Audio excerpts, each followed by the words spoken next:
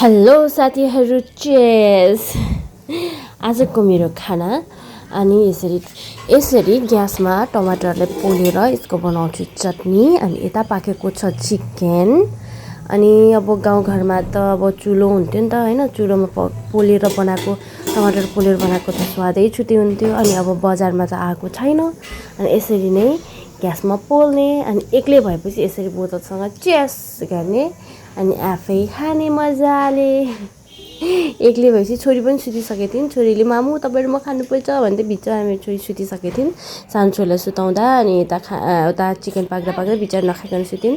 अनि मैले यसरी बनाएँ आज टमाटरको चटनी अनि त्यसपछि चिकन, दाल, भात बनाएको छु अनि यसरी कोल्ड ड्रिङ्क। अनि त्यसपछि मेरो हस्बेन्ड चाहिँ ड्युटी जानुभएको छ अनि आएपछि खाने। Good night.